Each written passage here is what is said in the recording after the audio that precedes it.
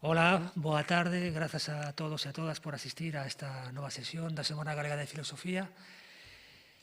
Para nós é unha sorte poder contar hoxe neste serán con David Rodríguez. Nesta sesión, como xa dixen, David dedícase profesionalmente ao deseño gráfico, polo que está feito a realidade digital, da que estamos a falar nesta Semana Galega de Filosofía, pero, ademais, David é escritor e faino de xeito prolífico e tocando diferentes xéneros, aínda que o que máis practica é o da opinión xornalística en diferentes medios de comunicación e no seu blog. Por iso, el autodefínese como escritor e blogueiro. David publicou teatro radiofónico, por exemplo, co Bambán, obra coa que gañou o primeiro premio de teatro radiofónico do Diario Cultural da Radio Galega, tamén con Nunca me esquecerei de ti. Tamén publicou poesía co título de Lapidarias, os versos escuros, e recentemente publicou literatura infantil con Superaboa, no ano 2020. En 2018 publicou o ensaio O canastro sen tornarratos, Resistencia popular na era do capitalismo sen democracia, unha ollada galega. Dende 2005 mantén o blog O Funambulista Coso, do que ten publicada unha escolma en papel titulada Retomando a palabra, das guerras culturais ao crack financeiro. Colaborou en numerosos medios de comunicación, como Praza Pública, Tempos Novos, Novas da Galiza, Mientras tanto, Spy Marx, Sin Permiso, Viento Sur, Diagonal, e actualmente mantén unha columna semanal sobre política no diario Nós e a sección de crítica cultural O Bortel, na versión en liña da revista Luces. Nos seus artigos de opinión e ensaios políticos, David debuxa unha Galiza distinta, vertebrada a partir da súa conexión ao mundo dende unha posición de subalternidade. Aí focaliza a súa atención, dun modo onde as influencias xeoestratégicas dos poderes políticos, culturais e económicos que dominan a política internacional colócana cada vez máis nunha posición irrelevante como país e totalmente exposta á rapina especulativa do capitalismo sen patria contemporáneo. Salienta así agriamente a perda de soberanía do noso país e o seu estado de abandono case absoluto ás elites económicas transnacionais por parte do goberno colaboracionista galego. Tamén se preocupa do encaixe de Galiza no Estado español, a pesar tamén da irrelevancia cada vez maior de dito Estado no xogo de poderes planetario, cun papel meramente seguidista. Así adopta unha postura alternativa de esquerda para denunciar e tentar mudar o rumbo de aniquilación cultural, social e política de Galiza. Deste xeito, ocupa un nicho na escrita até agora baleiro con originalidade e perspicacia. Cando queiras, David, podes comezar a túa conferencia, sen antes comunicarche que convidámosche a esta edición da Semana Galega de Filosofía porque apreciamos o teu labor. Moitas grazas.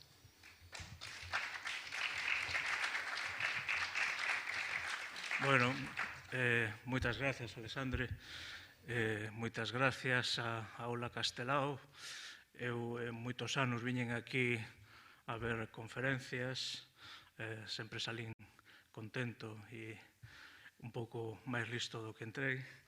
E hoxe me toca deste lado, e para min é unha honra, a verdade, que vos acordasedes de min para falar aquí, non? A ponencia que vou ler, que titulei Galicia no capitalismo total, a sociedade a intemperie, está dividida en dúas grandes partes, diferentes, mais unidas polo trémulo escintilar dun pequeno insecto que de modo case místico encarna o fiiño de luz e esperanza ao que agarrarnos, como se fósemos apoucados teseos en tempos escuros e incertos. Na primeira parte, titulada Os vagalumes de Castelao, ensaio unha xénese da, para min, sorprendente aparición no pensamento de Daniel Castelao da metáfora do vagalume como trasunto do espírito do pobo. Unha imaxe poética, popularizada universalmente moito tempo máis tarde e sen relación, que eu saiba polo menos, co intelectual galego a través dun artigo asinado por Pierpaolo Pasolini en 1975. Na segunda parte, que titulei Matanza e resurrección dos vagalumes, emprendo un pequeno repaso histórico polo tempo da desaparición dos vagalumes metafóricos no noso país e bosquexo apenas unha rota, un caminiño humilde, pedroso e empinado, como os vieiros da montaña, para conseguirmos a tarefa inxente, pero necesaria, da resurrección do que eses insectos maravillosos e luminiscentes representan. Para forrar tempo a quen non o teña, e evitarlle a disertación que me propoño levar a cabo, direi xa que esta é unha ponencia populista, pois non é outro o tema desta intervención que a reivindicación do pobo nun tempo no que existen fundadas sospeitas de que este xa non existe. Aspecto preocupante se temos en conta que en todas as revolucións que tiveron lugar no século XX, revolucións sen as que non se entende a coexistencia temporal, cando menos nalgúns lugares do planeta, deses dous elementos antagónicos que son a democracia e o capitalismo, que en todas as revolucións, digo, a existencia do pobo non integrado na lógica do capital e do Estado foi imprescindible. Comezo logo coa primeira parte da ponencia. Debrúzome en Alfonso Daniel Rodríguez Castelao, un autor sobre o que levo tempo traballando para, nun futuro libro, debullar pormenorizadamente a súa idea de republicanismo e do que el denomina tradición, a tradición.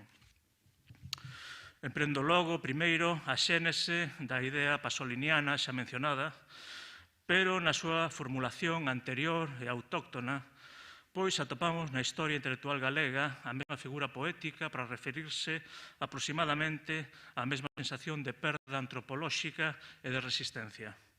Se Pasolini reaccionaba contra o poder tecnocrático do capitalismo industrial e a modelaxe das masas desde os platos de televisión a partir dos anos 60 do século XX, Castelao, en consonancia con outros intelectuais do seu tempo, lembremos o Ortega y Gasset, que diferenciaba entre a España viva e a España oficial, reaccionaba contra o positivismo científico do século XIX e contra o afastamento a respecto da xente do común, do quendismo da restauración, da ditadura de Primo de Rivera e da barbarie franquista. Claro que Castelao engadía a ecuación a súa pertenza a un pobo que, ademais de carecer de poder institucional, vía negada a súa mera existencia como suxeito político colectivo. Un pobo, polo tanto, dobremente vetado pola España oficial. En certo sentido, o contexto de Castelao non é tan diferente do noso. Superestructuras políticas, daquela un Estado con decadentes ínfulas imperiais, esclerotizado e corrupto, hoxe un Estado tutelado, capado políticamente e integrado nunha Unión Europea antidemocrática e inalcanzable. E discursos deterministas, daquela o positivismo científico, hoxe o positivismo do capitalismo sen alternativa.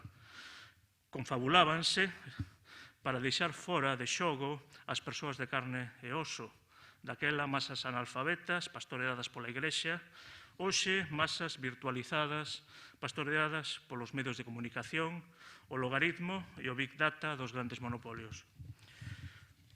Na literatura de noso e dentro do movemento emancipador galego que Castelao elevou a cotas de conciencia e capacidade política inéditas, os versos de Curros Enríquez, loando a chegada da primeira locomotora a Ourense, pasan por ser a quinta esencia do optimismo ilustrado, da fe na técnica e no progreso. Ideas que, como ben sabía o Walter Benjamin, que reclamaba un freo de emerxencia para o tren que conducía a humanidade ao desastre, Colaboraron, en canto que foron subsumidas na lógica do capital, no exterminio dos galumes. Decía Curros, tras dela non veñen abades nin cregos, mais ven a fartura e a luz e o progreso, que a máquina é o Cristo dos tempos modernos. A máquina, coa súa luz cegadora e a súa velocidade, é o novo Cristo. Velaí a revelación ilustrada. En contraste coas ideas de Curros, atopamos na mesma tradición galeguista as do outro intelectual ourensán. Estou a falar de Vicente Risco, pensador pesimista, refractario, a idea de que o ser humano sexa quen de perfeccionarse e perfeccionar o mundo, e enchoupado das ideas da revolución conservadora xermana que confrontaban cultura e civilización. No seu Las tinieblas de Occidente, de 1918, resumía Risco, co gallo do mito da Torre de Babel, a súa visión da tecnoloxía e o progreso. Cito, todo podería perdoarse se ao cabo o maquinismo servise para algo grande, algo que puxese a humanidade por riba de si mesma, algunha obra que igualase as obras de Deus, pero vemos que non, que o círculo do progreso é un círculo vicioso que comeza e se pecha na industria.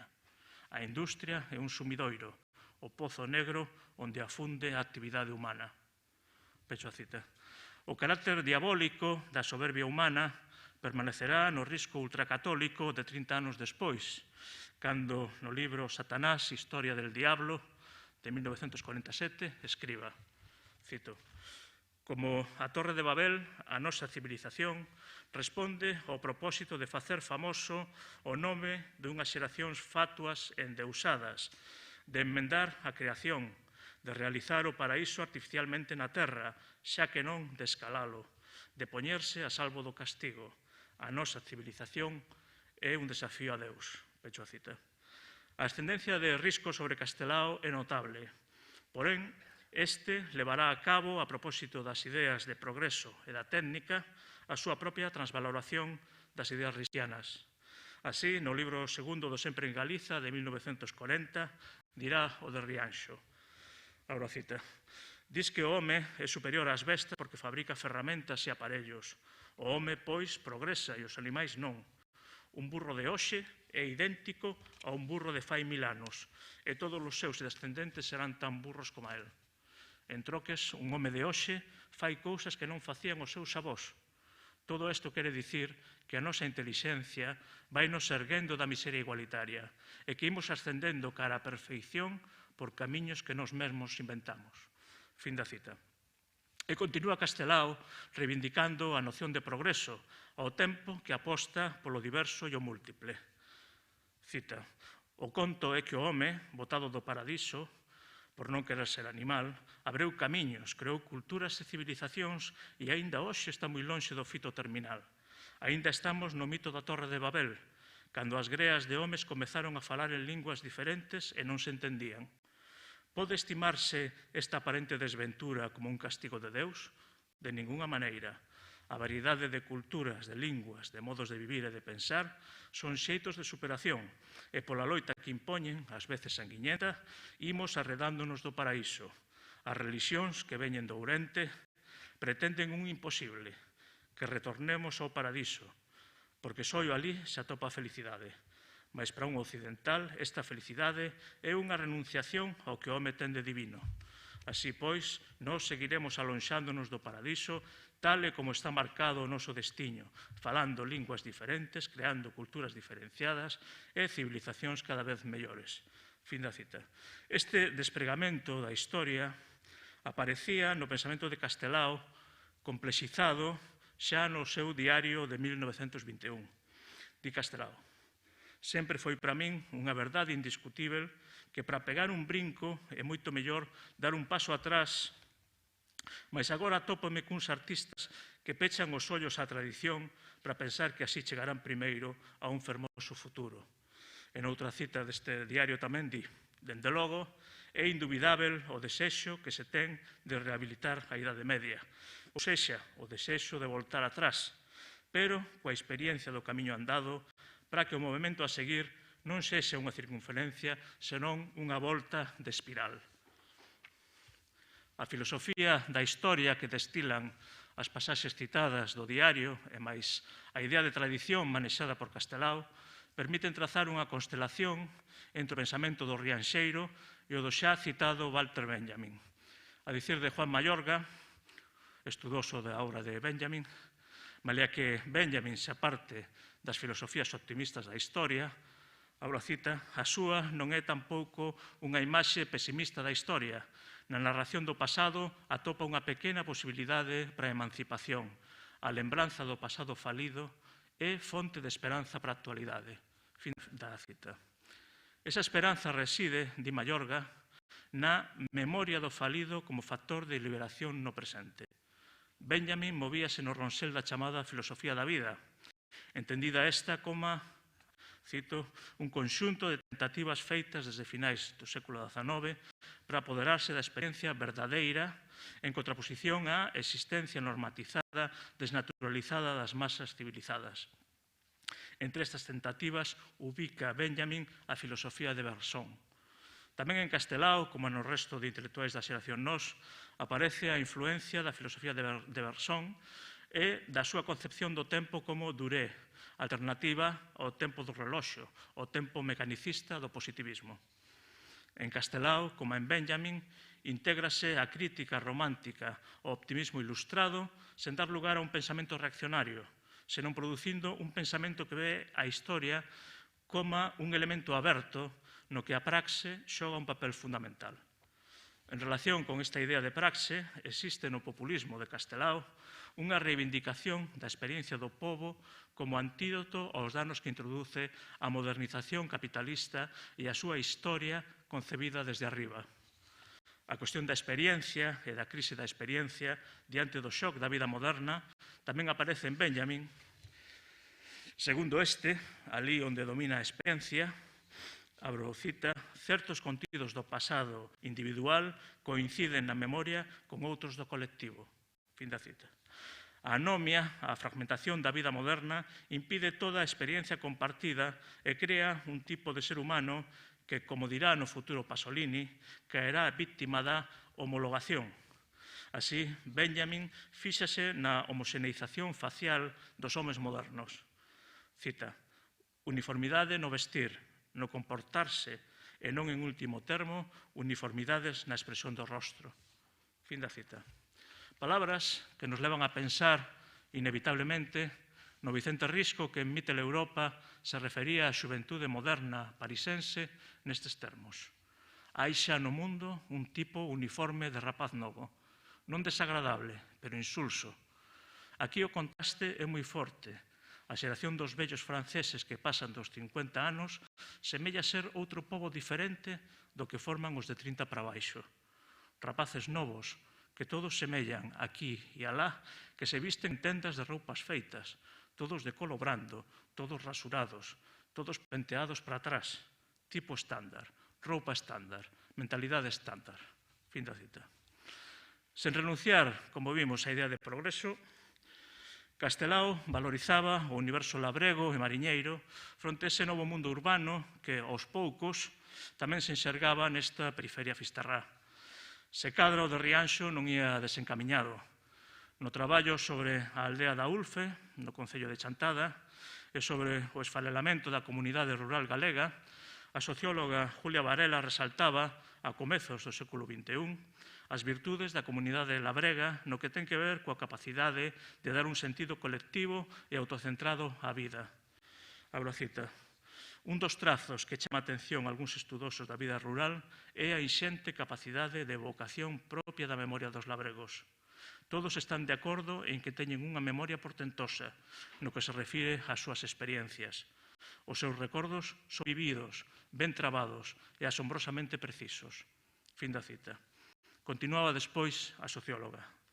Dicía, esa memoria tan rica explícase neste caso polo modo local de vida dos habitantes da Ulfe, un mundo en que todo está relacionado con todo. Este tipo de memoria funciona a partir de círculos concéntricos. Vai desde o máis preto ao máis lonxe.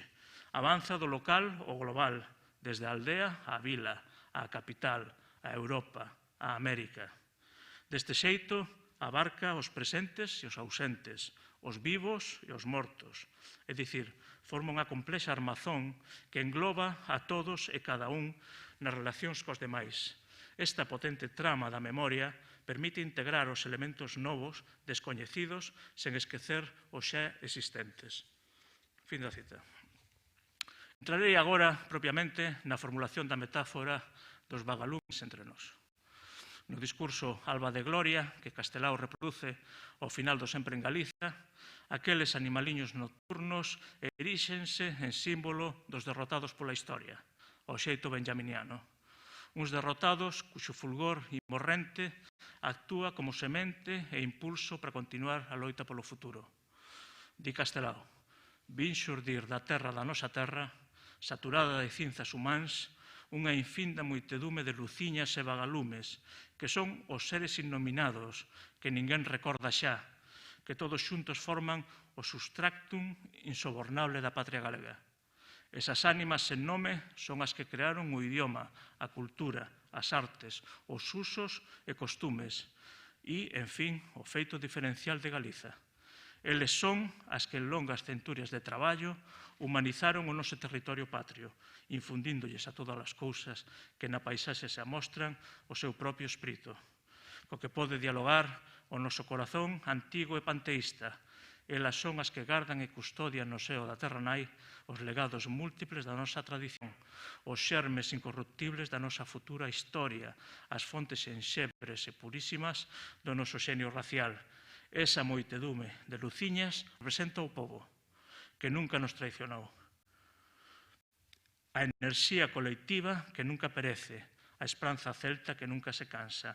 Esa infinda moitedume de luciñas e vagalumes representa o que nós fomos, o que nós somos e o que nós seremos sempre, sempre. Fin da cita. É un exército de vagalumes este de Castelao no que se integrará a alma do Alexandre Bóveda asesinado polo fascismo. Di Castelao, era o lume do espírito de Bóveda que non figura na Santa Compaña dos Inmortais, porque non pertence á historia, senón á tradición, en arume de lenda. Bóveda terá de ser nun mañán próximo ou lonxano a bandeira da nosa redención. Fin da cita. Bóveda, sinala aquí Castelao, non pertence á Santa Compaña dos Inmortais. Deteñámonos nisto. Que é esa Santa Compaña dos Inmortais?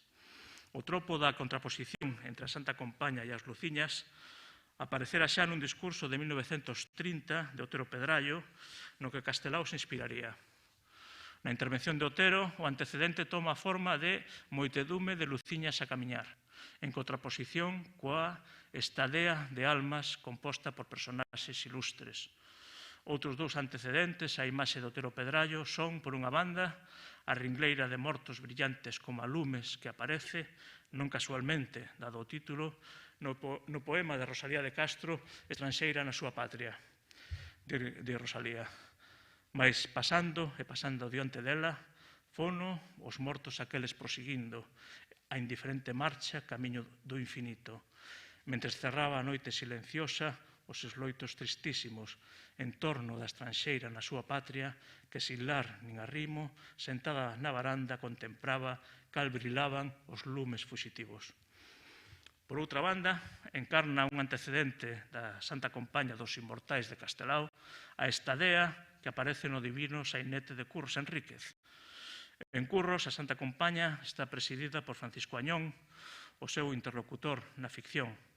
No canto segundo podemos ler: Di, e agora, en que se emprea a túa actividade? Elixeume por capitán a estadea. Eu vou dela acompañado, ensinándolle os camiños da vida ao que anda extraviado. Non está en pena a túa xente, non, esa miña compaña é a dos santos do Occidente. Viriato, ise patriotismo, Priscidiano, ise bon senso, María Pita, ise heroísmo, Macías, o amor mal pago, Feixó, a cencia perseguida, Besteiro, da fe o estrago, ises compatriotas nosos que en procesión me seguiron, despedíndome chorosos, todos ises e outros tantos que non canoniza a Igrexa, son os verdadeiros santos. Aínda que a estadea de Curros se poida ler como a enumeración dos protagonistas dunha historia do país a contrapelo, non canónica, son estes persoeiros con nomes e apelidos, protagonistas identificables dunha historia con mayúsculas. Castelao semella querer ir alén da Santa Compaña de Curros. Para el, o inverso de Bóveda na tradición representa un chanzo máis na tarefa de entrar a formar parte da memoria eterna do pobo, de ser un auténtico mito arraigado na alma popular, de chegar a confundirse co pobo mesmo. Dito de outro xeito, para Castelao, a tradición semella ser tamén o elemento antropolóxico popular anterior sobre o que se desprega a pugna de ideoloxías na historia. Mais ten o seu interese o antecedente que encarnaba a obra de Curros. A dicir de George Didi Uberman, Pasolini tomaría a inspiración para os seus vagalumes da mesma obra que inspirou a Curros o seu Divino Sainete, a Divina Comedia de Dante. Neste clásico aparecería un contraste entre a gran luz que inunda o paraíso e o trémulo brillar dos vagalumes no canto do inferno. Dante, sinala Uberman, reservou o escintilar da lucciola, das pequenas luces feitas de materia supervivinte, luminiscente pero pálida e débil e adoito verdosa dos fantasmas. Para Pasolini, que lía a Dante en tempos de triunfo do fascismo, o universo dantesco, di Uberman, inverteuse, pois é o inferno o que agora está ben iluminado, mentres que as lucciole, pola súa parte, tratan de escapar como poden a ameaza, a condena que sacode a súa existencia. Esta identificación con aqueles cuxo fulgor tende a percibirse menos canto máis potente é a, por así chamala, contaminación lumínica xeral, é semellante a que se produce en Castelao. No Rianxeiro, as luces dos vagalumes anónimos relegados aos espazos escuros e subterráneos tradicionalmente identificados co inferno, cobran protagonismo fronte ás luces cegadoras da historia dos grandes homes. O pobo escintila tenuemente no subsolo en oposición á iluminación total e abouxadora do progreso oficial. Pero, ademais, en Castelao os vagalumes do pobo tamén brillan en oposición ao tradicionalismo fascistoide que campaba na España da altura. No caso español, o inferno estaba a resultar demasiado iluminado tanto pola luz do progreso capitalista como polos lóstregos bélicos do nacionalcatolicismo. Un nacionalcatolicismo que, malia a súa retórica tradicionalista, era para Castelao outro representante da historia na súa loita contra a tradición. Por tanto, en Castelao, a inversión do mito do progreso ilustrado contén o seu propio dispositivo que impide toda a recuperación por parte do pensamento reaccionario, o que permite incluir a Castelao na xinia de pensadores que, como a Benjamin ou Pasolini, cuestionaron certos axiomas ilustrados co ánimo non tanto de negar a ilustración como de superala. Os intelectuais, por tanto, que se presentan en algúns aspectos como a conservadores, no mellor sentido do termo, tamén son progresistas no que este termo ten de menos tecnocrático e mecanicista. Se unha das características típicas do pensamento demófobo é aquela que identifica masas e irracionalidade, isto é, o escuro pobo fronte á luz da razón do individuo burgués, o tropo reivindicador do irracional a través do vagalume xa aparece antes que en Castelao en Rosalía de Castro. Así, no poema En as orillas del Sar, o vagalume é ese abismo insondable do sentido último das cousas que a positividade da ciencia non é quen de desvelar. Di Rosalía, una luciérnaga entre el musgo brilla y un astro en las alturas centellea, abismo arriba y en el fondo abismo, que es al fin lo que acaba y lo que queda. En vano el pensamiento indaga y busca en lo insondable, oh ciencia. Siempre, al llegar al término, ignoramos qué es al fin lo que acaba y lo que queda. Atoparía tamén Rosalía inspiración en Dante para o seu vagalume do fondo abismo? Inspiraríase Otero en Rosalía? Haberá algo máis que casualidade entre a inversión que Pasolini fai da Divina Comedia e o xeito en que Castelao reivindica os terreños vagalumes como auténtica metáfora dos xustos, a diferenza da limbática estadea do Divino Sainete de Curros? Quen sabe? Os vagalumes de Castelao son todo o contrario da democracia entendida como técnica, tamén da democracia entendida como representación. Estas outras ideas de democracia formarían parte do ámbito da historia.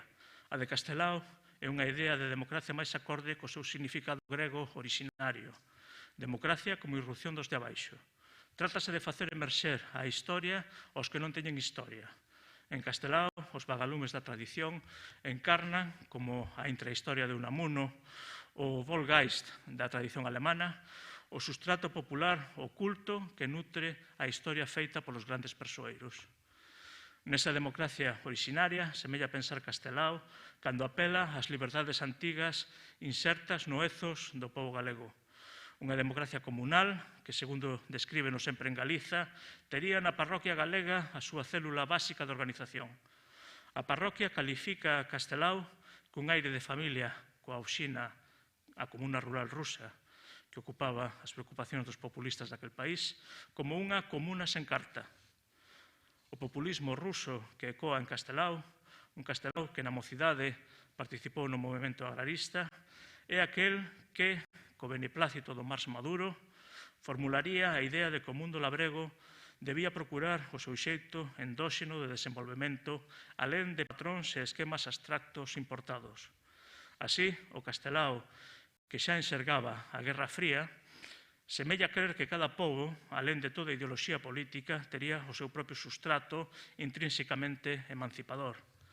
Castelao móstrase convencido nunha reflexión motivada pola visión da Estatua da Liberdade de Nova York de que o progreso dos Estados Unidos non era froito dos, cito, principios importados da Franza revolucionaria nin as constitucións redactadas por filósofos liberais, fin da cita, senón, de novo Castelao, independencia política dos Estados que souberon preservar a liberdade dos homes, base fundamental do réxime Norteamérica. Despois, continúa dicindo que se a Unión Soviética superase algún día en progreso os Estados Unidos, isto descansaría non nos principios marxistas, senón na, di Castelao, independencia e fomento dos particularismos étnicos que preservaron a solidaridade dos homes, base fundamental do réxime soviético. Esta separación, por unha banda, entre a liberdade e a solidaridade dos homes, entendidas como prácticas culturais, como ethos, e pola outra, os diferentes rexímenes políticos cos seus ideais particulares, indica que Castelao tiña unha sorte de fe no comportamento natural do pobo, un comportamento que fomentaría de seu a liberdade e a solidaridade e que se confrontaría a todo intento de captura por calquera teorización abstracta.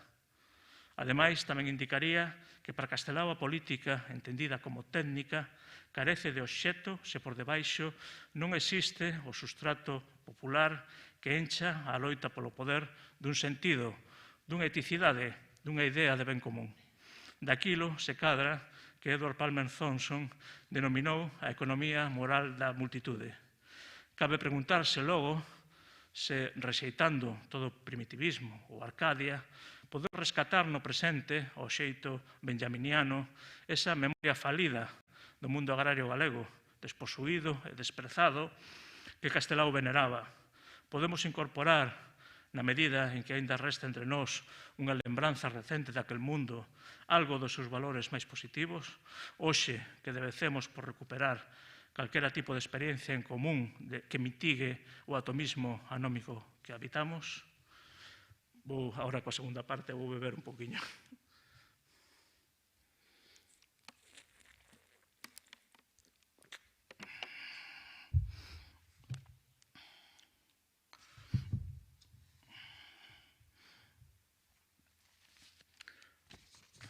Matanza e resurrección dos vagalumes. Impelido por esa sensación de estarmos a vivir un momento histórico pero perturbador, revisionei durante o confinamento duro de comezos da pandemia da COVID-19 no ano 2020 o filme The Invasion of the Body Snatchers, a invasión dos ultracorpos, unha película que se cadra, moitos asociaredes a un famoso meme que circula por internet creado a partir dunha das súas escenas máis sobrecolledoras. En 1978, Philip Kaufman filma este remake no que aparece a idea poderosa dunha invasión de filamentos alienígenas con capacidade para colonizar as plantas da Terra e para crear embrións semellantes aos seres humanos.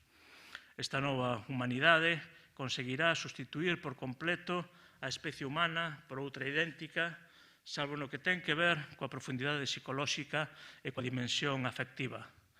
A década dos 70 é como unha sorte de limiar. filla do clima de competición tecnolóxica entre os Estados Unidos e a URSS, que vería como Gagarin saía ao espazo exterior e Armstrong poría o pé na Lúa, a década dos 70 produce unha gran cantidade de contido cultural no que a suxestión da chegada dun novo tipo de subxectividade constitúe o tema principal. Semellaba como se dispoñer do punto de vista de Deus para ver o planeta desde fora, como unha totalidade, tamén provocase a pregunta de se o ser humano seguía a ser realmente o mesmo ser humano. Enténdese ben, logo, que fose nesa década cando Pasolini escribise a súa metáfora da desaparición dos vagalumes. Os exemplos da nova subxectividade que emerxía son innumerables no ámbito da cultura audiovisual de masas.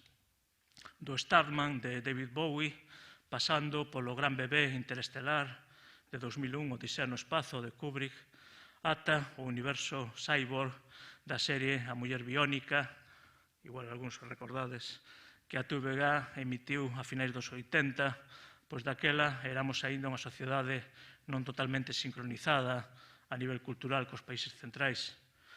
Pero a década dos 70 marca tamén un punto de inflexión a respecto do optimismo desenvolvimentista. Paradoxalmente, neste tempo con gusto pola estética futurista, a aparición do punk actuaba como unha Cassandra que alertaba do aplanamento do tempo. No future, non hai futuro. Por iso hai algo de ibris nestas novas subxectividades da produción cultural.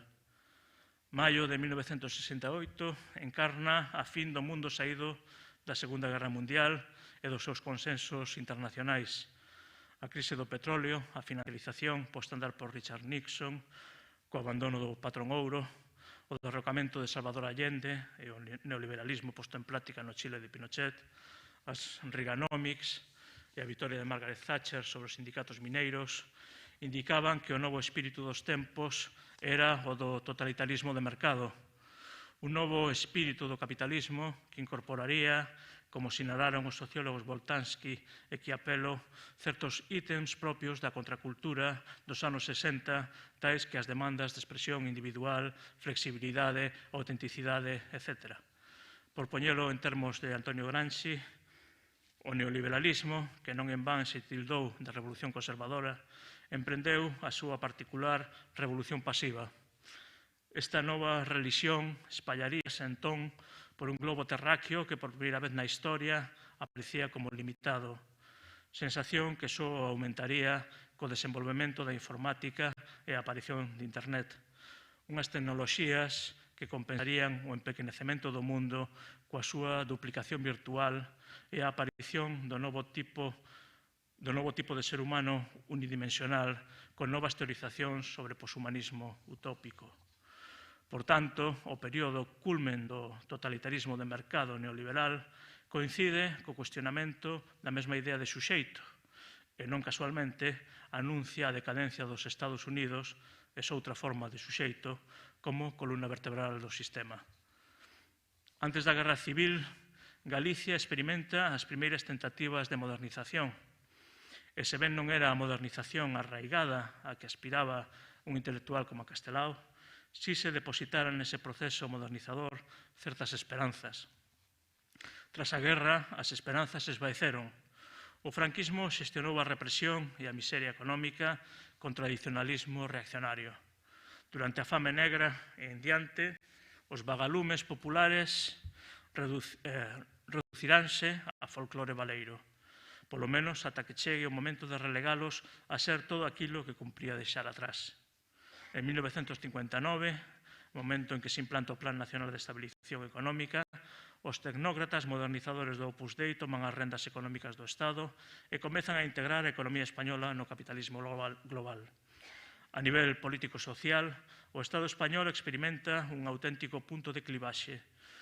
Aí comeza a creación do manido e frágil modelo productivo español, do que sempre se lembran os mass media cando emerxen os problemas de fondo, baseado principalmente no sector bancario e inmobiliario, no turismo de masas e na emigración da man de obra sobrante.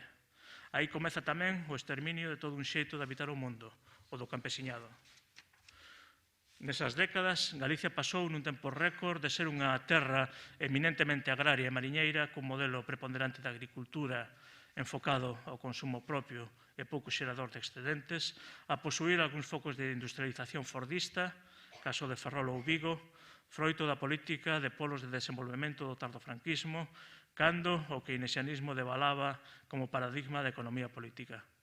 En 1968, ano que marca en Europa a crise política do paradigma keynesiano, e ano en que, como dixemos, o ser humano chega á Lúa, un grupo de 50 rapaces das illadas aldeas dos Ancares viaxaron a Coruña con financiación e confeti a cargo del ideal gallego para coñecer a cidade e o mar.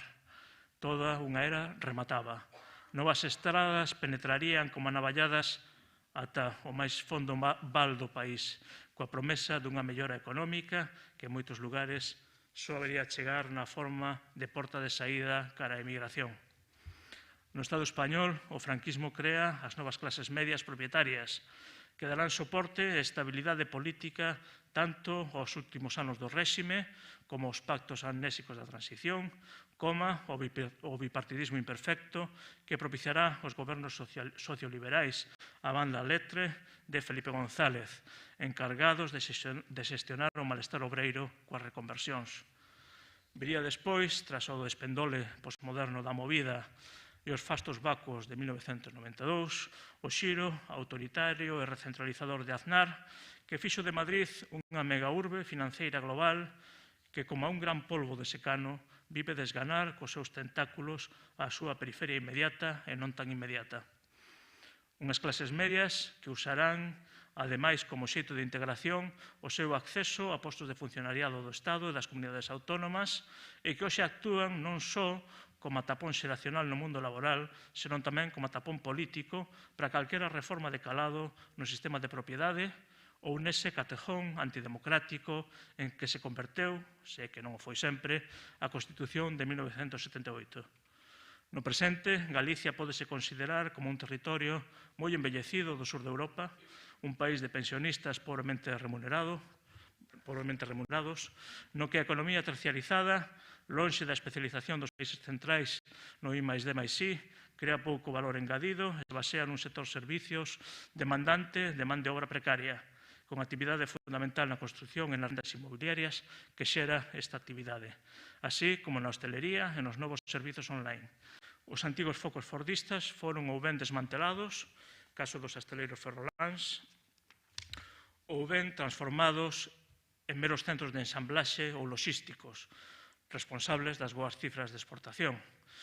Con parte do proceso de produción deslocalizado, caso de Citroën ou Inditex, os sectores agroleiteiro e pesqueiro foron, salvo excepcións, prácticamente sacrificados no altar da entrada en Europa. O acceso en masa á universidade dos fillos e fillas das novas clases medias creará nestes a aspiración de encarnar unha nova clase creativa ou cognotariado ao albur da revolución da informática e o nacemento de Internet, proxecto que xerará a frustración ou non ser colmado polo modelo productivo, salvo en determinados núcleos urbanos de fora, principalmente Madrid e Barcelona, onde esas clases creativas precarizadas mostrarán o seu malestar a través do 15M. Así como resignación ás alternativas posibles, ou ben o sacrificio de calquera proxecto de vida familiar de clase media, ou, unha vez máis na historia, a emigración ás grandes urbes de toda parte. Este eixe atlántico terciarizado e periférico, que tampouco pode desenvolverse con naturalidade cara ao sur portugués, convive cun interior agonizante, dedicado á explotación neocolonial e non menos integrado na globalización que a actividade económica costeira.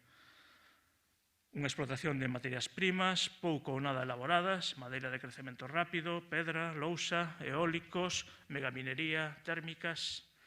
Un modelo de explotación que expulsa a xente do contorno rural, que degrada o medio ambiente e que pon en risco, caso das grandes masas de eucaliptos de fácil combustión, a poboación rural e urbana, como experimentamos cada verán. Texto que vos vou contar aquí en Montevedra. Así, neste período de tempo tan breve, En Galicia non só vimos a desaparición dos vagalumes da cultura popular, agraria e mariñeira, senón tamén a desaparición de outros vagalumes que forxou, coa súa práctica cultural de vida relativamente autónoma, o movemento obreiro. Sindicatos, folgas, conciencia de clase, vida de barrio, espazos e sociabilidade propios, usos e costumes propios. Os vellos e menos vellos vagalumes desaparecen ou están en transo de desaparecer definitivamente e a cultura popular transfórmase en cultura pop.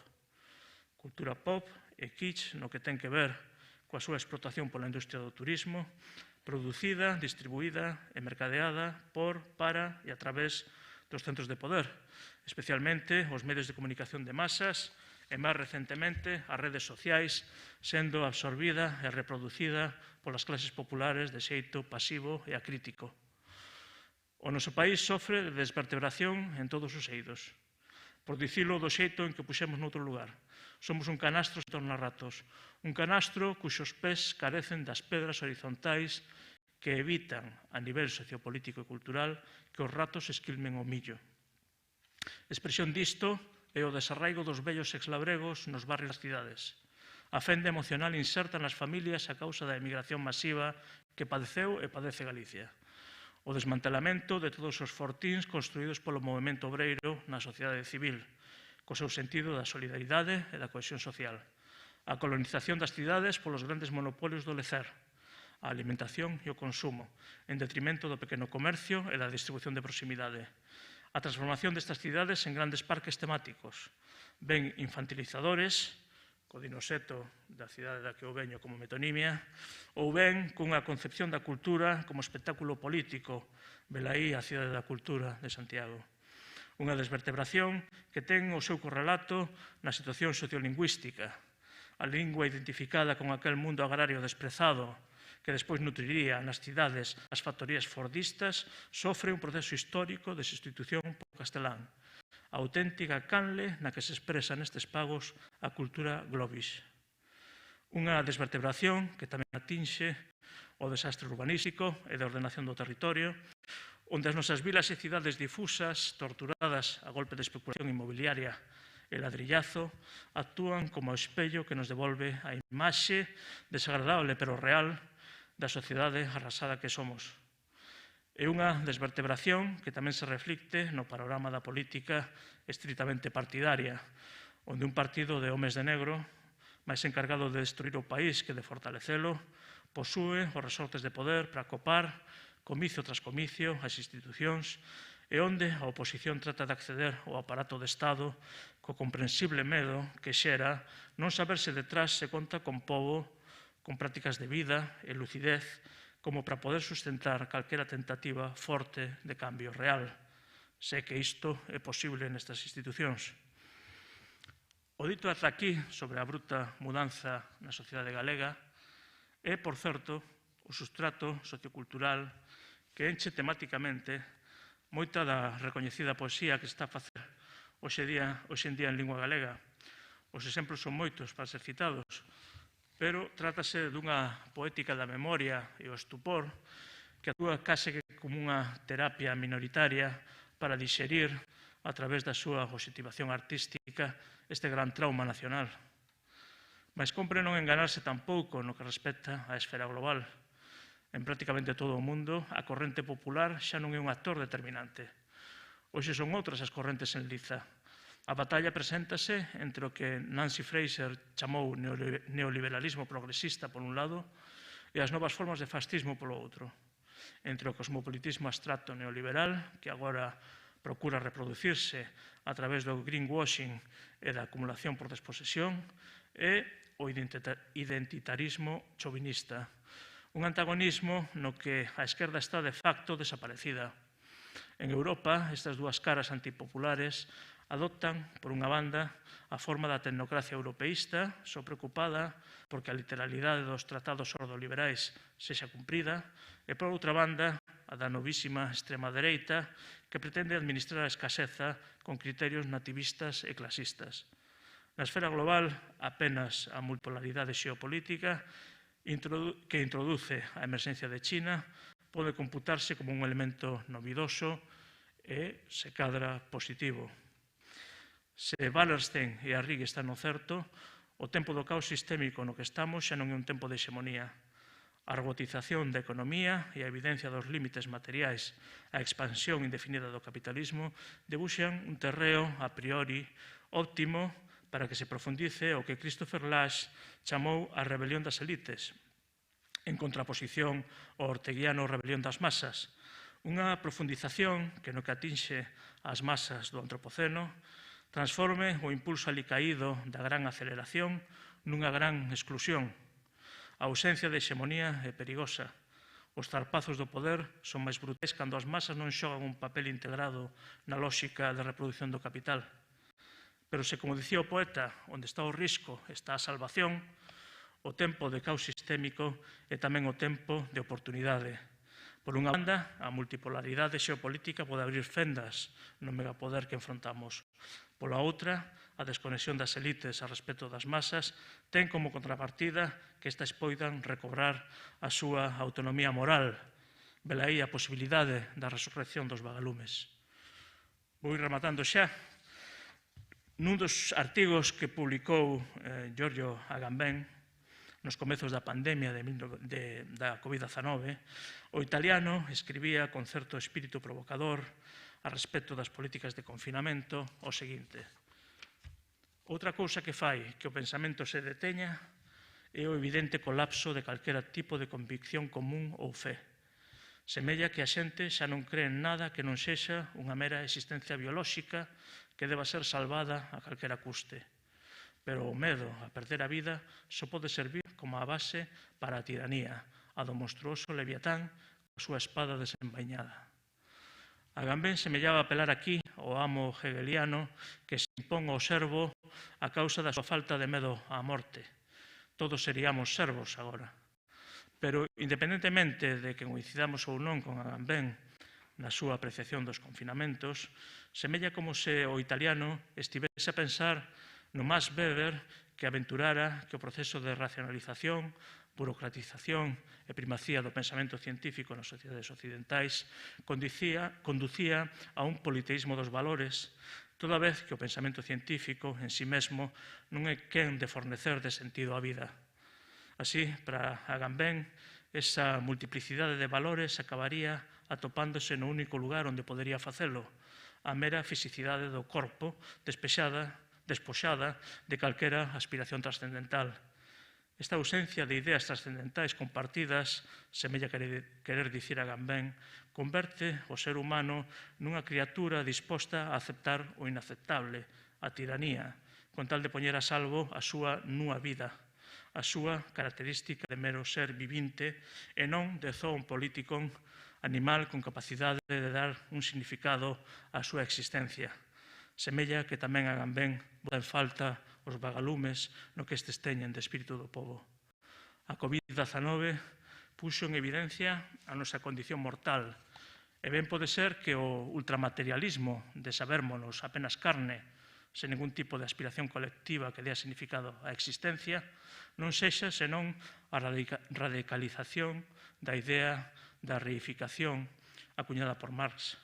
Así, a nosa reducción a mera carne sería o efecto último de converternos a nos mesmos en mercadoría, de ver como o politeísmo dos valores devén en realidade nunha ditadura do valor único, o do capital. Porén, este reencontro ca nosa carnalidade tan distante das ciberutopías do capitalismo sen rozamento nin resistencias materiais, tamén pode ser a cerna que amalloe e unifique nalgún consenso básico o politeísmo liberal. Dun xeito dialéctico, pódese pensar esa toma de conciencia da vulnerabilidade do corpo e da relación existente entre saúde e comunidade como o punto de partida da moral unificada que precisamos fronte ao presentismo adolescente e individualista da ideoloxía neoliberal.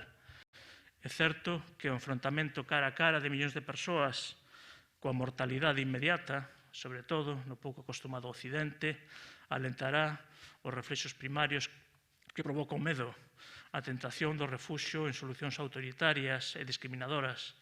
Porén, queremos pensar, tamén cabe imaginar neste escenario unha sociedade que relembre algunhas cousas básicas, cousas como que o ser humano é un ser comunitario, que o mito liberal do individuo autosuficiente é iso, un mito. Cousas como que a riqueza dunha sociedade ou que esa sociedade é quen de mobilizar fronte á morte é froito do traballo da sociedade no seu conxunto. Cousas como que o capitalismo é un sistema irracional, incapaz de resolver calquera caste de problema serio. Se cadra é tempo, pois, de volver a Castelao. Se cadra é tempo de que a masa volva a converterse en pobo, de apelar á existencia do pobo desde a convicción metafísica de que mesmo cando este semella ter desaparecido, pode ser invocado como unha presenza a que recorrer. A pregunta de se hai pobo neste presente de desincrustación da economía a respecto da vida, que diría Cal Polanyi, antóllase fundamental para o movimento emancipador galego e de toda parte. Daremos reenchido de contido ese baleiro que deixou o pobo de igual xeito que somos quen de imaginar a altura e grosor dun corpo deitado a partir da silueta que deixa a súa ausencia na neve. Poderemos armar unha promesa de futuro a partir dos recordos do pasado para esta época de individuos illados, espectadores debordianos atiborrados de ansiolíticos e antidepresivos e convertidos en cabezas que parlan a través das pantallas do ordenador, sen capacidade para calquera tipo de axencia política colectiva. Se cadra, é tempo de organizar o pesimismo para transformalo en esperanza. Non partimos de cero, pero case. Trátase de fundar a religión que anuncia a resolución dos vagalumes, da comunidade de experiencia que forxe ideas de ben común, non residas pola lógica do capital. Velaí por que comprendemos que un home religioso, como foi Castelao, lle dese tanta importancia aos vagalumes da tradición. A nova cristoloxía, se me permitides, se cadra debería ir por aquí. No tempo da morte de Deus, a comunidade de crentes e Deus na terra.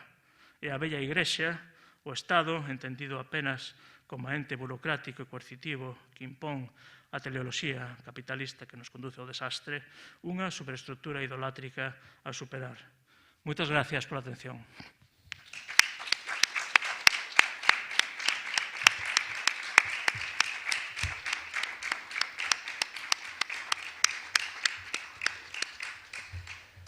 Grazas a ti, David, pola túa intervención, e agora damos paso a quenda de preguntas dos asistentes e asistentas a esta sesión. Cando que irades, por favor, erguede a man.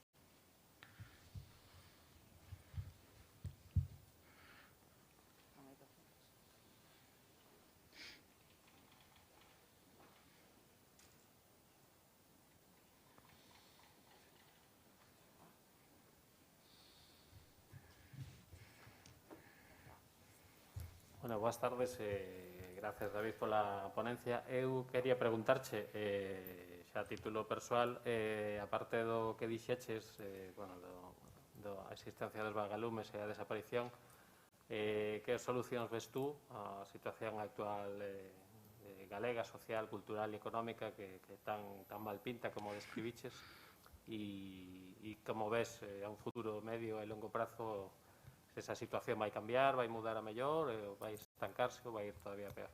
Gracias. Bueno, gracias a ti polo comentario. Home, me gustaría ben saber todo eso que preguntas. Eu, de momento, conformeme con dar algunhas metáforas que poidan servir como acicate para unha folla de ruta, non?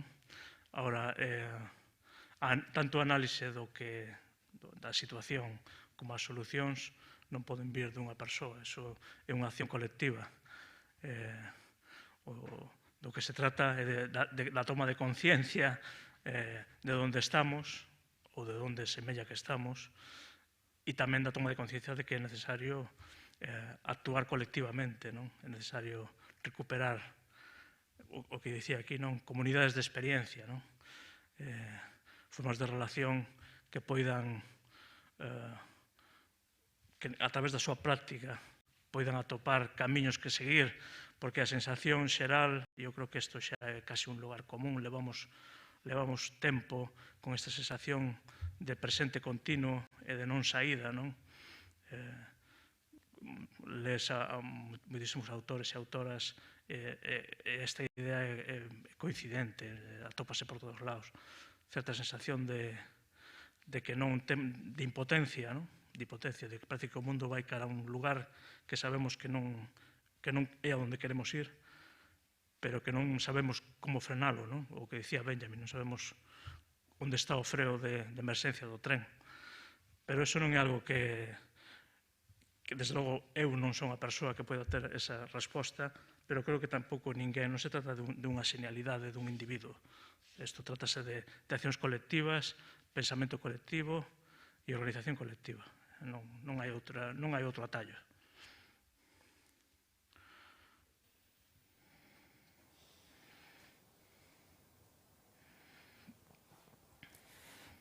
Hola, boa tarde. Neste rexurdir dos vagalumes, deste hipotético rexurdir dos vagalumes necesario, non, para enfrontar o que aí ven, acho que non se pode demorar moito, porque se Galiza aínda ten esa sabedoría e esas lembranzas, é por unha entrada moi tardía no capitalismo que hoxe xa está, como o propio nome da conferencia indica, non, o capitalismo total. Entón,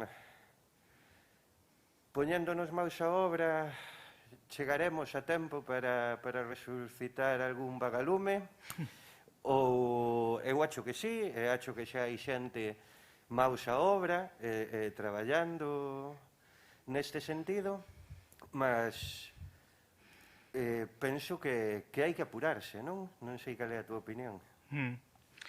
Sí, eu nisto son así bastante ecléctico, quero dicir, eu creo que hai moitas frontes de acción, non? Eu non son dos que sei que hai outra xente que ten discursos do tipo de isto xa non hai solución, temos que, como quen di, retirarnos e crear espazos como autónomos, esquecernos un pouco desto. Eu aínda non estou aí, non? Eu creo que aínda hai que dar batalla en todas as frontes, tamén na política institucional, sindical, hai que dar a batalla en todos os lados. Agora, tamén é certo que esta esquerda, vamos a chamar modernista, que é a que forxou esta tradición, sobre todo do movimento obreiro, sí que a veces deixou de lado este aspecto máis, este casi esterco básico que é o social, e que está como por debaixo do ideolóxico, que é a idea de que somos unha sociedade, de que somos unha comunidade, de que temos uns valores morais compartidos mínimos, como para preocuparnos uns polos outros. Que isto parece unha cousa obvia, pero non é tan obvia. En outros lugares xa se ve que eso xa non existe. Entón, cuidar eso, só cuidar eso, xa é importante. Entón, eu creo que esa parte que decía que a esquerda máis modernista ou clásica despreciou, porque todo fiaba a certas leis da historia ou a cuestión da contradicción o desenvolvemento das forzas productivas, unha especie que a historia iba a ser unha especie de piloto automático que per se o capitalismo iba a autoaniquilarse e entón só habería que tomar o poder e xa a partir de aí crear o comunismo e tal, o socialismo e o comunismo. Parece que a cousa non vai por aí, non? E se só nos centramos neso e esquecemos esta outra parte, que isto que digo, este esterco básico da comunidade, do social, corremos o risco de que cando eso esboroe haxa un deserto, non? Entón, nese sentido, sí que o que dis tú, a sociedade galega aínda garda un recordo, é dicir, aínda hai xente viva que ten o saber facer de todo ese mundo, dun hipotético mundo posterior a que, non sei, a que o proceso de desglobalización que probablemente estamos xa nel, que se profundice e que vayamos a modos de vida moi diferentes do que foi, sobre todo, o capitalismo a partir da Segunda Guerra Mundial. Aquí ainda hai xente que ten ese saber. Tamén é certo que o tempo vai pasando e cada vez máis xa un saber de segunda man ou de terceira man. Pero, bueno, o recordo aínda é recente, e iso, sin dúbida, marca tamén a nosa forma de ser e de estar, non?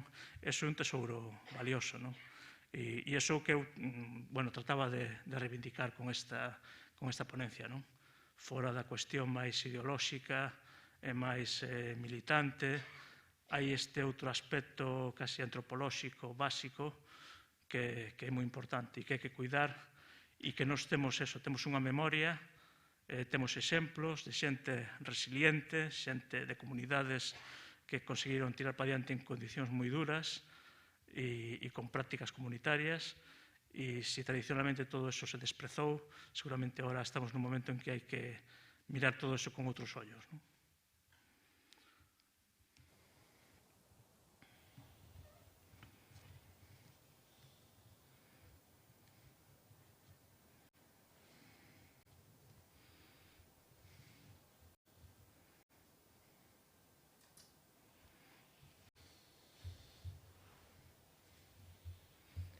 Ben, ninguén quere facer ninguna pregunta máis, ninguna intervención.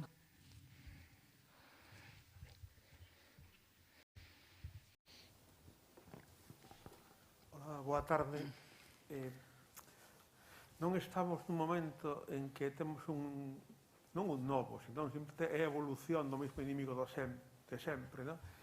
Que no primeiro conferenciante desta semana, nun libro titulado Hipercapitalismo Digital, é dicir, hai un dominio, no? De unha evolución do capitalismo no cual, máis que nunca, a búsqueda da apariencia, no? A pretensión do placer, da realización individual, aillada, da socialización fora da sociedade, dentro de pantallas, que tamén vai en presuízo, porque establece do propio país, porque establece tamén vínculos de dominio mesmo lingüísticos e sociais, non? Dicir, o inglés, a lingua do imperio, non? O secundariamente o castelán, como a segunda lingua. Este novo enemigo que nos pon máis que nunca a intemperie non é tamén un campo de loita ter claro, non? É como enfrentarse a ele. Eu titulei no capitalismo total, eso hai que falar, ultracapitalismo, poñémoslle prefixos á palabra capitalismo, enfatizando a súa brutalidade. Probablemente o capitalismo que vivimos non é, nese aspecto, non é nada novo. Quero dicir, simplemente que neste momento conseguiu colonizar prácticamente todo o globo terráqueo e, desde logo, nos países centrais e non só, xa non hai bolsas de poboación fora del. Eu creo que a sensación que temos de saturación é porque xa estamos todos dentro. Xa non hai tampouco nin a idea de terceiro mundo, a idea de, que sei eu, a Rusia asiática, é dicir, todas esas masas campesiñas que eran totalmente alleas ao que podía ser o capitalismo europeo, non? Ou xa non falemos na época do imperialismo, pois todo África e tal. Temos a sensación de que todo iso xa non existe, ou que xa o proceso vamos cara a unha integración absoluta de todas as sociedades, non? Nese sentido, non é que o capitalismo que temos agora sea máis brutal que o do século XIX, ao mellor incluso hai aspectos en que é menos brutal a nivel físico, pero é máis nocivo en canto a que non deixa ocos. E eu creo que a sensación que temos como sociedade e despois como individuos, porque, non sei, eu creo que cousas como a cuestión da problemas mentais ou todas estas necesidades de recorrer a fármacos nas sociedades actuais ten que ver con unha especie de ansiedade de fondo que eu creo que está relacionada con eso, non? Esta sensación de que non hai afora, non hai onde escapar. Este gran polvo, os seus tentáculos están en todos lados, non? Claro, eu creo que iso é o que nos inquieta e tamén o que nos frustra e o que nos fai sentir impotentes, non? Porque, de novo, volvendo á idea da esquerda máis clásica, non? Ou esa esquerda, que aínda pensaba que, acentuando as contradicións do sistema, despois nos poderíamos utilizar as bondades que o sistema ten, que é certo que as ten, porque eu nisso tampouco son primitivista, non? É dicir, eu creo que hai que aproveitar as cousas boas que ten o desenvolvemento tecnolóxico, non? Pero con este sistema tan totalitario, hasta o punto de que introduce a propia ética do capital en todas as facetas da vida, a sociedade que queda é unha sociedade totalmente inerme. E esa é unha sociedade que despois, efectivamente, non é capaz de facerse con ese poder.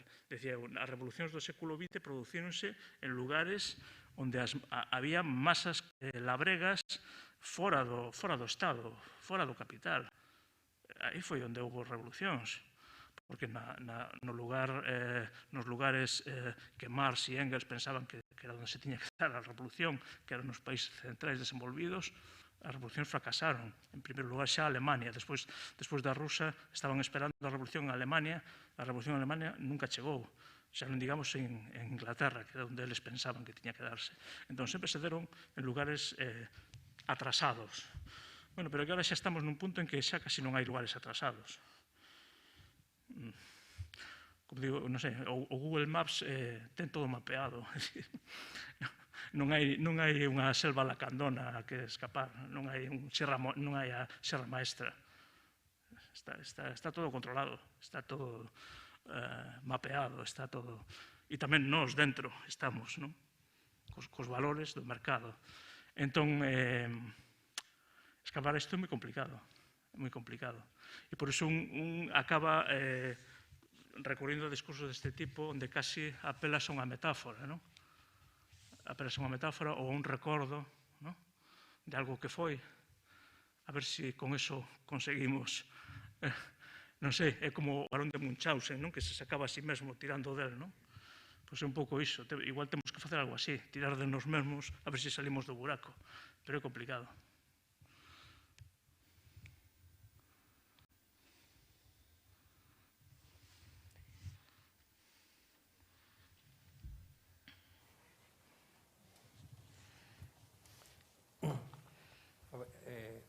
Se decía hace mucho tiempo también que el imperialismo era una cosa muy fuerte y que era imposible y tal, y alguien dijo, sí, es muy fuerte, pero tiene los pies de barro.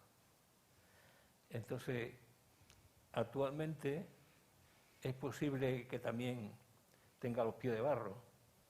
Es decir, que el propio desarrollo de la tecnología y de los medios de producción está llevando a la sociedad a un punto en que el capitalismo no sé si va a tener la capacidad de ofrecer un mínimo de bienestar, un mínimo de subsistencia a muchas masas. Es decir, lo que vemos ya por coger nuestro país simplemente, la miseria aumenta, o sea, estamos ya cerca del 30% de población bajo mínimos, y no hablemos ya de otros países, Centroamérica y etcétera, donde se llega ya incluso a la absurdidad, ¿no?, de tirar a los niños por una barrera para que se salve el niño, por lo menos ya, ¿no? Y etcétera. O sea, y esto proviene de que efectivamente el capitalismo está creando posiblemente su propia tumba. Es decir, al no ser capaz ya de mantener a la población, porque claro, cada vez los paros aumentan, la miseria aumenta, estamos viendo cómo llegan pateras continuamente de gente para acá, porque prefieren morir en el mar que morir allí en otro lado. En fin, todo eso, ¿no? O sea, ¿no crees tú que realmente esto se está dando ya? O sea, que se esté dando esta imposibilidad del capitalismo de mantener esa ficción, ¿no?, a la gente, a grandes poblaciones. Y si eso se da, evidentemente tiene que haber movimientos, o sea, inevitablemente. Porque lo mismo que el movimiento este de tirar a mi niño por una barrera es una cosa cruel y fuerte, no creo que en Europa se llegue a eso, sino que se llegue a rebelarse fuertemente contra todo esto, ¿no? Sí, Yo pienso que... sí, eu creo que a historia sempre está aberta, nunca se pode dicir...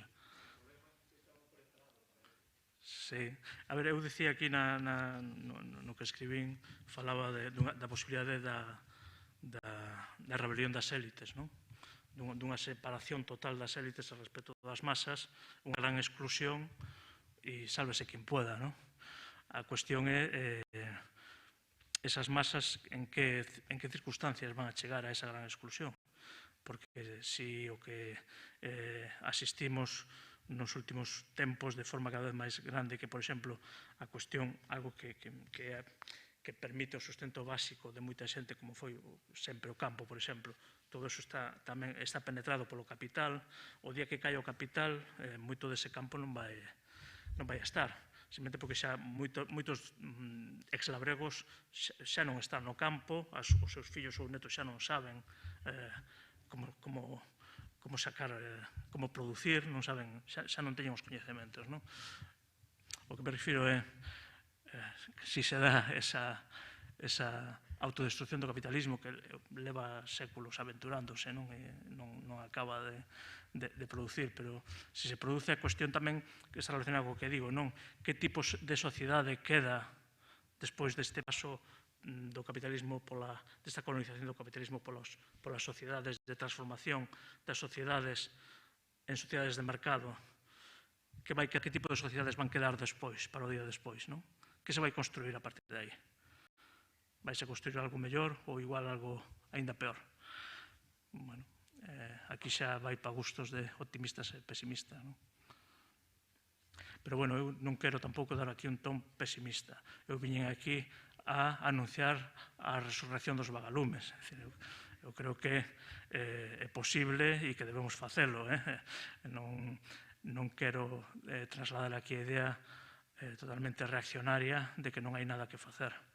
Mentre estemos vivos, estamos aquí hai un grupo de xente que falamos destas cousas, que nos entendemos, que compartimos valores seguramente, e, polo tanto, a chama está viva, non?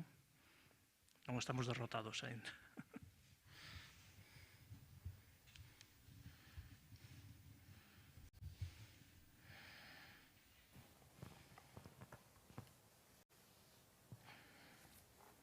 Bueno, eu penso que quizá non fora a persona indicada para decir nada, pero de entrada digo que foi a conferencia que máis me gustou. Non sei se porque estuveches máis próximo, porque te entendín mellor, ou por o que sea, ou porque fuches moito mellor. Que tampouco quero decir que os demais foron malos, quero decir que para min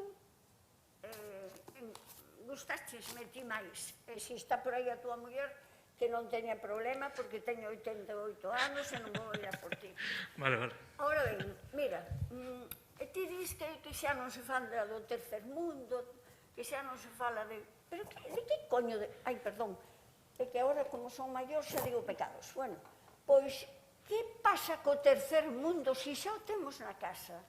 Ti non ves que a min, que son moi maior, recórdame as colas estas que vemos todos os días, recórdame as colas do auxilio social de Franco. É que aquí estamos outra vez a cola, todos. Está a xente, eu a vexo que non ten capacidade, e se ten capacidade, leva o mismo a bolsa para baixo, porque xa temos o espírito do recepcionista, do que non pode ganar e ten que recibir dos demais. Eu, de verdade, síntome absolutamente abrallada. E como estuve metida en cousas en que había que colaborar, e que facer, e que poñer o ombro, e que empuxar moito, ao final a xente digo, que empujen nené, que empujen los outros, e ao final, aquí quedamos. Ti nos ves aquí, quedamos así, parados, abrallados, mortos, ou terá que resucitar a nova xeneración esta para facer algo, porque os que nos vamos a ir xa non temos tempo. Gracias. Bueno, gracias a ti polo que reflexionaches, non? Non. No, sobre o terceiro mundo solo me refería a que hoxe en día a diferencia, pois, o mellor dos anos 60, que foron cando foron as revolucións do chamado terceiro mundo, hoxe en día a sensación é que nesas sociedades incluso xa o grosso da poboación está, digamos, integrada no Estado, non? Igual no século XX, os anos 60 e máis para atrás, aí había grandes masas de poboación que vivían totalmente alleas ao Estado. De feito, incluso aquí en Galicia, hasta non hai tanto, habería un tanto por cento de poboación moi alto que vivía totalmente allea ao Estado. Nas aldeas galegas, o Estado, quen representaba o Estado? O Estado era a vila, que estaba o xulgado, era o Guardia Civil que viña de vez en cando, pero na aldea o Estado prácticamente estaba ausente, non? A cuestión, ese mundo seguramente é o que está desaparecendo, non? É dicir, os estados capitalistas cada vez teñen unha capacidade de chegar a todos lados, non? Xa non falemos agora coas novas tecnoloxías, non? Eso non deixa resquicios, non deixa resquicios. Entón, aí temos que aprender a movernos con esa realidade, non? Que xa non é a realidade do século XX, seguramente. Estamos noutra realidade.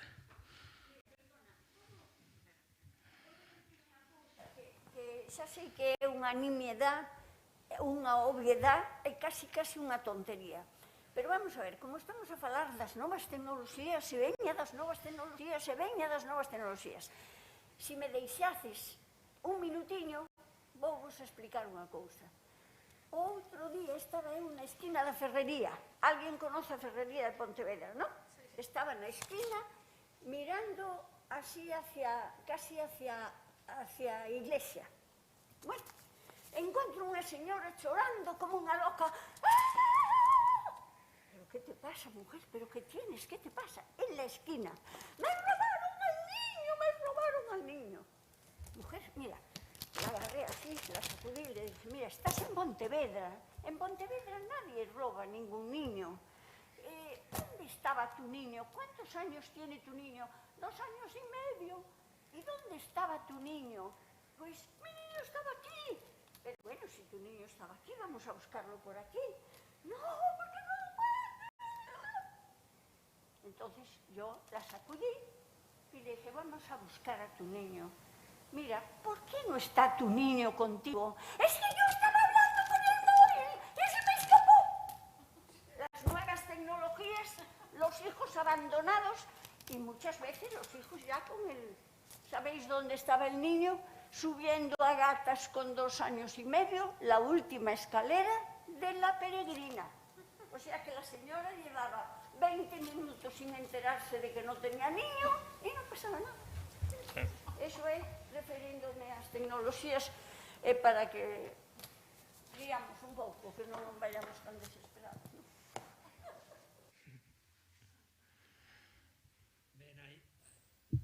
Hai unha persoa que fai unha pregunta en liña. Nos di, a ver se podo lerlo, que opinión tes acerca da banca ética, cooperativas de enerxía, proxectos como a Semente. Consideras que sindicatos e partidos transformadores deberían tentar estar máis presentes aí? Parabéns, Dache, pola conferencia. Gracias. Bueno, eu, como dixen antes, non son bastante ecléctico. Intento non ser dogmático. Creo que o inimigo que temos enfrente é tan poderoso que non estamos para grandes disquisicións a estes niveis, non? Todo o que vaya no sentido de autoorganización pareceme ben. E incluso recentemente lín nas redes sociais houve un debate sobre a cuestión de Semente, sobre se iso era unha escola privada, se hai que apostar pola educación estatal, digamos, ou pública. Eu aí tampouco son dogmático, tampouco creo que sean incompatibles e tampouco me parece que un proxecto como Semente se poida equiparar a un colexio privado, que nun futuro hipotético, algo que empeza como un xerme de proxecto colaborativo, comunitario, poida derivar cara non sei onde, todo é susceptible de derivar cara a lugares que non podemos prever, pero hoxe por hoxe o que Semente, desde logo, é un proxecto comunitario, un proxecto que trata de dar resposta a a problemas que as institucións autonómicas non dan resposta e que deberían dalas, ademais, que é a cuestión da educación dos nosos nenos e nenas na nosa lingua, e, por lo tanto, apoio totalmente ese tipo de iniciativas e non me parecen que contradigan unha aposta pola escola pública, ni moito menos. Sobre os partidos, sí, pero bueno, eu tamén creo que os partidos están para o que están. Tampouco se trata de... ao mellor tampouco necesitamos que os partidos estén aí, non? Eu creo que me parece ben a loita partidaria tamén, creo que hai que aproveitar todos os socos que haxa e que se poida dar batalla, sin tampouco pensar que o partido é, como quen di, o rei do mambo da esquerda ou algo así, non? Eu creo que tan digno é o partido como o colectivo que se organiza, son todo distintas frontes da loita e, en todo sentido, o partido que se dedique a política institucional, que o faga o mellor posible coas menos traicións e entregas posibles, e a sociedade que se autoorganice no que poida, que ademais autoorganizarse, ademais do que consigue, das cousas que consigue, que os aparatos de Estado non consiguen, en sí mesmo é unha actividade que tamén pode enchernos a nivel, encher a nosa vida, a nivel de relacións humanas, bueno, a todos os niveis, non? Entón, tamén no sentido positivo, non?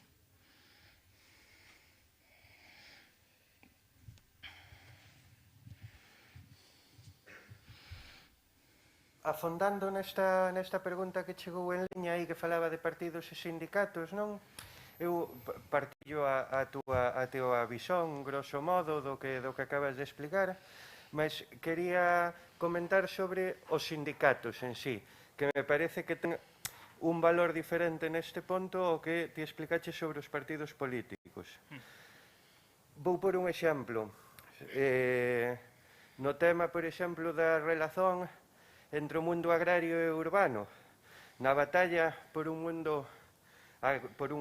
medio económico, rural, agroecolóxico, que se está traballando, a alianza co mundo urbano vese necesaria, non? Para que esas alternativas agroecolóxicas avancen. Polo tanto, nese exemplo, sería un paso de xigante unha alianza rural-urbano cos sindicatos de clase, maioritariamente rurais, o sea, urbanos e periurbanos, pois cos sindicatos ou coas cooperativas agroecolóxicas, non? Que están traballando eso. Bueno, é algo así que non sei como se concretaría, pero que a min a priori pareceríame un paso de xigante, non? Entón, bueno, ese punto sobre o dos partidos políticos entendino e comparto, grosso modo, mas os sindicatos... A ver, o sindicato é unha ferramenta fundamental para, digamos, resistir, bueno, por lo menos hasta ahora no modelo fábrica, etc. Pero o sindicato está para o que está, é dicir, está para conseguir melloras económicas para os traballadores. Esa é a súa función. Tamén é certo que un sindicato debe ter tamén unha visión política, non cinguirse ao mero obreirismo, non? O sindicato ten que defender os traballadores, pero o sindicato tamén ten unha dimensión política que ten que atender, non? Neste sentido, atendendo a esa dimensión política, un sindicato hoxe en día debería facer unha lectura do que dixemos da cuestión da idea de progreso, por exemplo, ou do productivismo, ou da cuestión do medio ambiente, todo ese tipo de cuestión debería incorporala tamén, non? Un sindicato que realmente se actualizase a nivel de pensamento político, non? E feito isto, non debería haber problemas para esa alianza que ti dis, independentemente de que despois a casuística é infinita. Quero dicir, un sindicato despois pode estar en moitas empresas e pode haber empresas que haxa contradicións insalvables, non? Pero eso eu creo que xa entra dentro da anécdota ou do subsanable, non? E o outro non debería ser problemático. salvo que, non sei se estás pensando en algún sindicato concreto, que siga moi ancorado en visións, pois, en visións da idea de progreso, eso, pois, un pouco do século XIX, mellor.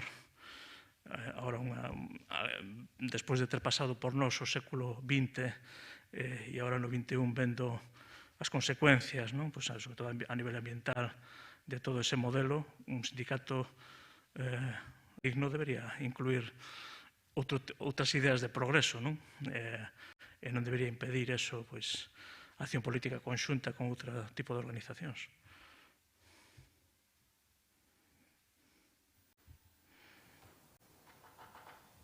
Bueno, aquí nesta cidade temos un exemplo, non, de unha industria claramente lesiva, non, para o desenvolvemento máis ou menos sostible do noso país e, bueno, os sindicatos que con criterios puramente obreiristas están simplemente por la defensa deses postos de traballo na fábrica tal e como está. Bueno, a mí me parece que é un criterio estreito e políticamente un pouco, pois eso, pouco actualizado cos tempos e co que estamos a vivir, non? Entón, bueno, que haxa ese tipo de exemplos, pois sí, hai, pero seguramente tamén haberá do outro, me imagino, non? Supoño que tamén haberá sindicatos onde esta outra sensibilidade se está incorporando pouco a pouco, non?